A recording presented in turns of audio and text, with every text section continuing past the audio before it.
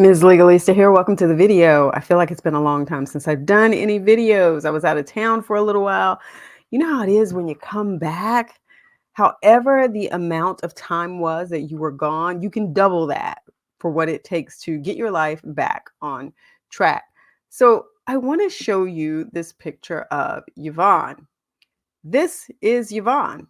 And yes, she is hiding her face. Yvonne is not her real name. This is the name that she's using because she is a victim of investment fraud.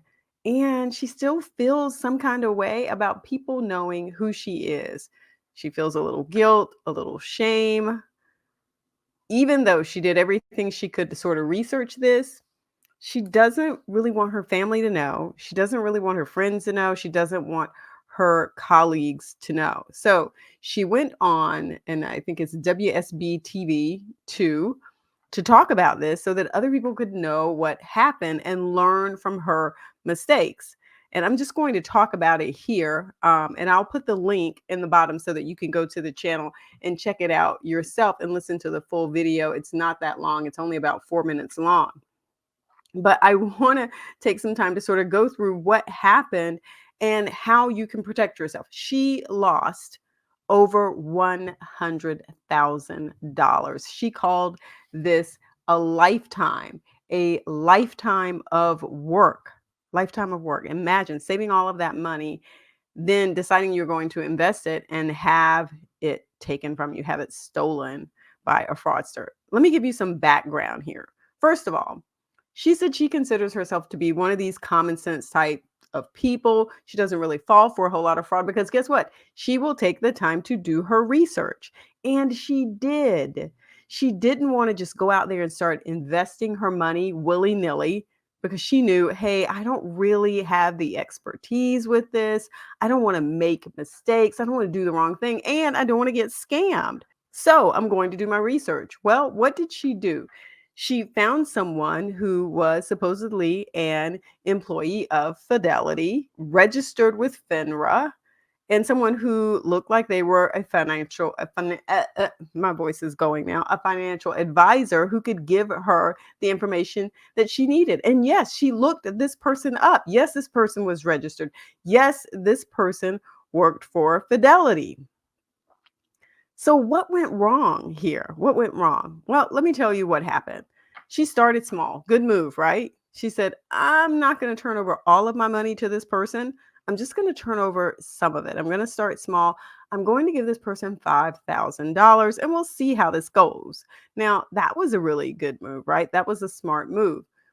Well, when the financial advisor started telling her, hey, here's how your money's doing, here's your return, here's the information so that you can see what's going on, Yvonne was like, okay, this is looking okay. I think I'm going to invest more.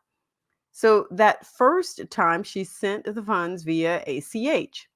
After that, she started submitting more money and she was submitting it by wire transfer.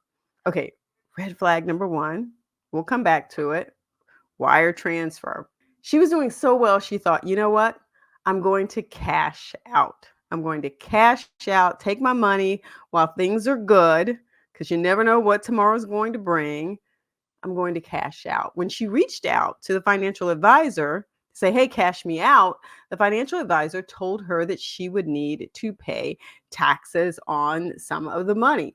So as you can see here, and they've sort of hidden some things so you can't see everything, they're telling her that she has to pay this particular time. And this was crypto, I think, that she was investing in also. $16,630.91. She was told that she would have to make that payment. One time she was told, look at this. This mail is to inform you that your confirmation payment sent on 12/14/2022 has been confirmed. We found that you didn't pay your tax on this trade according to section 34, subsection 9 of the U.S. currency, whatever. It says your tax. They highlighted it so you could see it. Your tax is $24,867.99. Please note that immediately we receive your tax, we'll send you the amount of $300. Look at how much money they were saying she had made. Now, I don't know how much money she had with them how long she had held this investment, but look at how much they were saying that she was going to receive, $359,000. And it says this payment should be done within the next 15 days, else additional charges will be incurred. Okay, so I've already highlighted the wire transfer piece to you to be mindful of that. And I'm going to come back to that. But I want to talk about how this is sent. I want to look at this email and break some things down in this email. When you go to the YouTube channel that I'm going to put the link in for, you are going to watch this. You're not going to see them actually talk about what is in this email. This is the email they presented.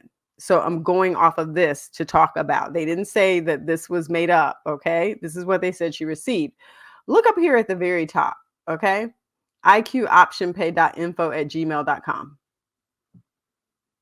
That's who you think is going to give you over $300,000. Look at that. Most of the time, when you are dealing with a legitimate and credible financial services institution, their name is going to be here because they have a domain registered in the name that they use for their business. You don't see this here, do you? It's missing in action, which means you should be missing in action in ever dealing with them. But look at that, iqoptionpay.info@gmail.com. No, let's not do this to ourselves. Look at the reply line. No, like, who is the person? Remember, she researched a person that she found online. This person is registered, okay? Let's go through this first line. This mail, first of all, it's an email, right? Okay. I'm only being picky about the grammar and the semantics and the punctuation and all of that, because when you add these things up, it can all add up to red flags. I'm not expecting that every email that you receive from a person is going to be absolutely 100 error percent free. That's not what I'm saying. I don't want you to feel like if there's one error that that's something wrong. You need to look at the totality of the circumstances, as we say in the legal world. Like, put all these things together. Get you a notepad and start saying, okay, number one, that domain, that email, no. Number two, this mail, no. Number three, the reply. Number four, they're trying to get me to send wires. Number five, I haven't met them in person. Yeah, we're going to get there too. Okay, so look at that. The amount of money they're talking about giving her. This mail is to inform you that your confirmation payment has been confirmed. We found that you didn't pay your tax on this trade. Okay, it's like, okay, what is that? What is that? Look down here at the bottom where it says, please note that immediately we receive your tax. What phrase is that in this sentence? I don't even want to think about what word is missing there. I'm not trying to put it together. This is, again, just to highlight things to look for. And that first one, really, that Gmail account should have been the one to let you know that something funky was going on. But here's the thing, and I talked about this before, a lot of times now, these companies are so brazen and so bold, they will go buy the domain. They will go buy the domain. They will set up a whole website because they know that people like me and other people out there are telling you to be mindful when you see these kinds of just vague Gmail accounts asking for your money or claiming to be a financial services advisor or company. So yes, this is just, I don't even know what to say here. So let me go back a little bit further. So after she started asking for her money, this is the type of information she kept getting back, right? So guess what? She paid it. She paid it, over $100,000. And guess what? Ultimately, she did not get that $359,000, right? Did you think it was coming? She did not get it. And when she reached out to the financial services advisor, guess what? She found out it was a fake. The person that she thought she was talking to was not that financial services advisor. Now, to be clear and transparent here on what was going on, that financial services advisor did exist in the real world, was registered, did work for Fidelity. The real person did, but she was not contacted by the real person. She was not conversating through email with the real person. She was not sending the real person the money. She was sending it to this identity theft person who was claiming to be the real person. How can you keep up? I don't know if I don't know how we keep up anymore, right? But that is what was going on here. Now, ultimately, she got some money back. Let's talk about that. She got some money back. Now, how much money do you think she got back? Well, I can tell you right now, she lost over 100,000. She did not get over 100,000 back. She got $5,000 back. She got that initial investment that she made via ACH. The rest of it that she sent via wire transfer, nope, gone in the dust, in the wind, gone. She got none of that money back. And so now she's out and she's like, lifetime of work gone. And no, I don't want my family to know. And no, I don't want my friends to know because I feel a lot of guilt and a lot of shame around this. Even though I did the research, even though I, knew where to look, even though I checked this person out, I still got scammed. I still got scammed. That's what she's saying here. So, what are some red flags to think about here? The biggest one I want to point to is not this email. It's not this email.